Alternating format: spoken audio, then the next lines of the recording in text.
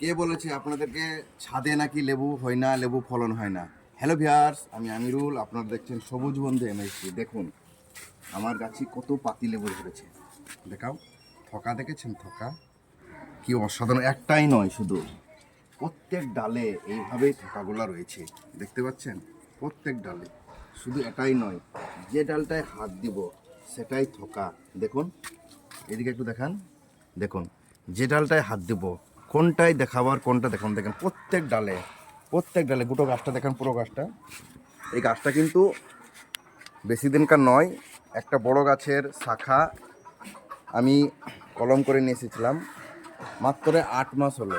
দেখতে পাচ্ছেন সব জায়গায় কিন্তু আছে ডাল, দেখেন এখানেও রয়েছে, এগুলো নতুন ডাল।